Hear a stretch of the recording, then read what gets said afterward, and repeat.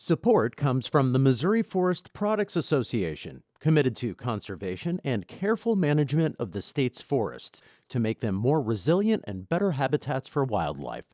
ChooseWood.com.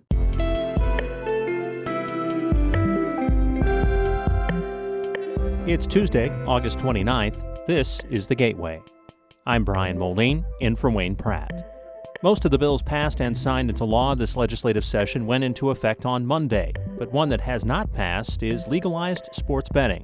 While the clock ticks, we have all of our surrounding states that have legalized it and, regulated it, and they're collecting tax revenue from it. And here we are in Missouri, waiting to try to break the logjam. In just a few minutes, St. Louis Public Radio's Sarah Kellogg breaks down what supporters believe they have to gain from legalizing sports betting, why it hasn't happened yet, and the likelihood of it passing in the future. The Missouri House of Representatives has established a new committee aimed at looking into earnings taxes in the state. House Speaker Dean Plocher announced the committee yesterday. The committee, which consists of 6 Republicans and 3 Democrats, will look at the earning tax across the state, but will especially focus on St. Louis's earnings tax and how it affects the outlook of the region. Plocher said the work of the subcommittee will be invaluable in assessing how Missouri citizens are being taxed. He also said, quote, "The Missouri House has made a commitment to ensure that the overall tax burden on our citizens does not force families into making tough decisions," end quote. According to the city of St. Louis, the city's earnings tax makes up 36% of the general revenue for St. Louis. It's been almost 7 months since Missouri started selling recreational marijuana for those 21 and over. St. Louis Public Radio's Eric Schmid reports in that time, dispensaries in the state have sold close to $750 million of legal cannabis. About $550 million of that money was generated from adult use sales alone. Missouri is selling about $90 million of recreational marijuana each month, with those numbers trending higher in recent months. Raul Molina is Chief Operations Officer at Mint Cannabis, a national dispensary chain. He says they opened their first Missouri location this past Saturday in St. Peters, now that supply constraints have eased. So we didn't want to just go out there and start with limited amounts of flower and vapes, which is what we had available when we first were officially allowed to open. Molina says there's ample supply now, enough for his company to feel confident they'll be able to maintain a strong variety of product at their store. I'm Eric Schmid, St. Louis Public Radio. Illinois Treasurer Mike Frericks is sending out more than 66,000 checks. Some of them could be worth up to $5,000.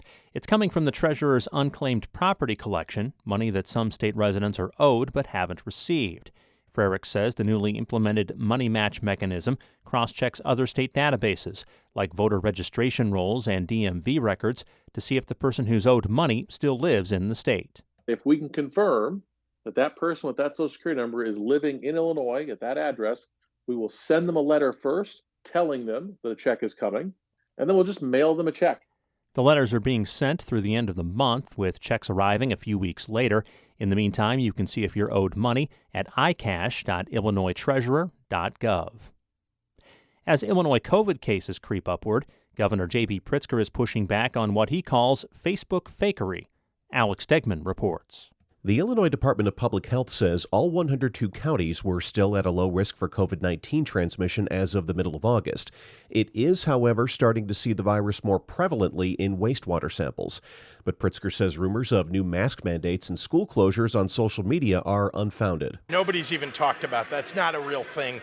But what is a real thing is people need to take care of themselves, and particularly those who are most vulnerable. We're talking about people who are sick, who have cancer, people who are elderly. The state tests wastewater at 79 sites for the presence of COVID, flu, and RSV. It says activity for the latter two is still low. I'm Alex Stegman. The inaugural Evolution Festival in Forest Park drew an attendance of 25,000 people across 2 days this past weekend. Things ran smoothly, with the event producers reporting no medical incidents beyond some bee stings and a few falls. Co-executive producer Steve Shankman says that, as a first-year festival, Evolution needed to prove itself. I think people need to see what we were going to do this year. I wanted 3 things: make the artists happy, make the city proud, and to make the fans want to come back for next year. The biggest hiccup came when heavy rains and nearby lightning strikes on Saturday morning caused a delay to the start of the festival, but all artists were able to play their full sets. Shankman says the Evolution Festival will return on the last weekend of August next year. As part of the Farm Bill, some Republican lawmakers want more changes for the Supplemental Nutrition Assistance Program. Congress expanded work requirements for SNAP earlier this summer. As Harvest Public Media's Excaret Nunez reports, the negotiations come at a time when food insecurity is on the rise. About 27 million people are living in households that haven't had enough food in the last week, according to the latest U.S. Census Bureau Household Pulse Survey. That's up more than 11% from January. Thomas Grimion is the food policy director for the Consumer Federation of America. He says if Congress cuts SNAP, low-income households will have to spend even more of their tight budgets on food. Cutting back on SNAP benefits right at a time when food prices have really skyrocketed over the last couple of years, it's a recipe for disaster. Lawmakers have until September 30th to hammer out a new farm bill, but officials are already talking about an extension. For Harvest Public Media, I'm Excaret Nunez.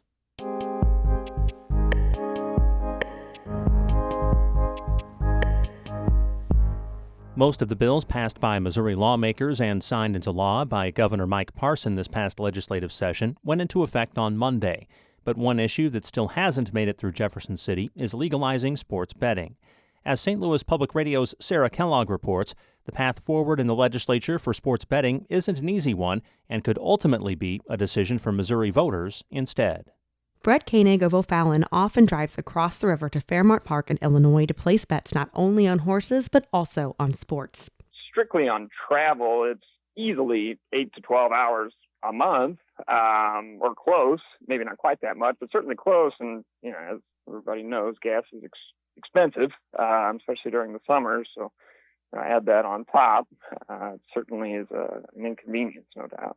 Over 30 states have legalized sports betting, including all but one of the states that border Missouri.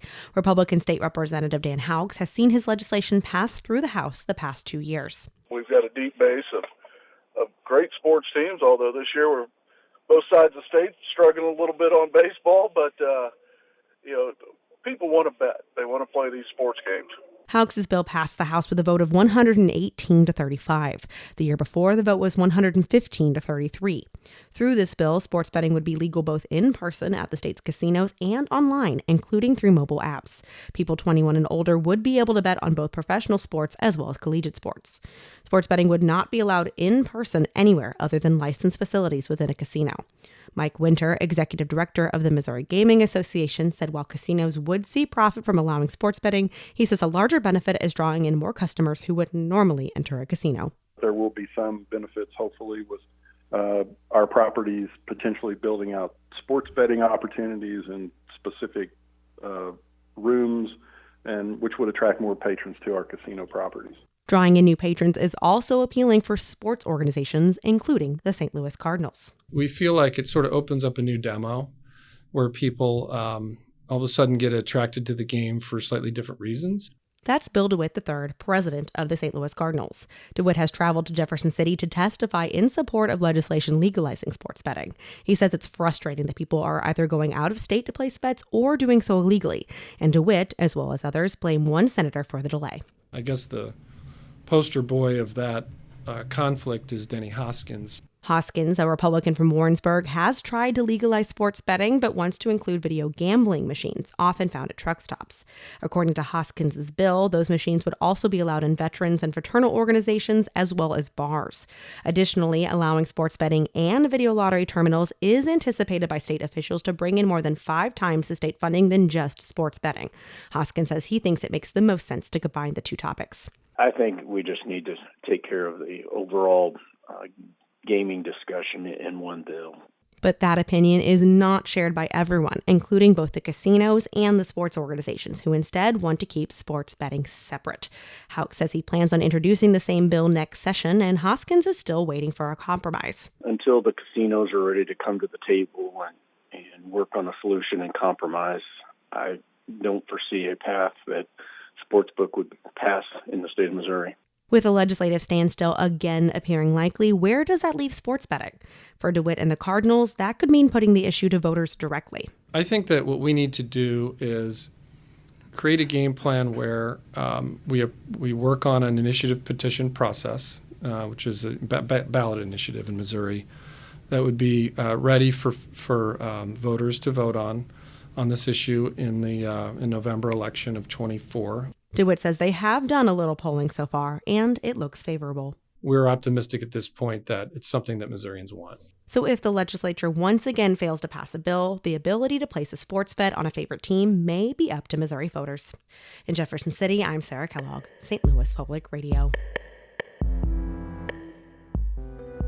You can read more about Missouri's efforts to legalize sports betting by going to stlpr.org. Our Fred Ehrlich edited that piece. St. Louis Public Radio is a listener-supported service of the University of Missouri-St. Louis. Music by Ryan McNeely of Adult Fur. I'm Brian Moline. Have a great day.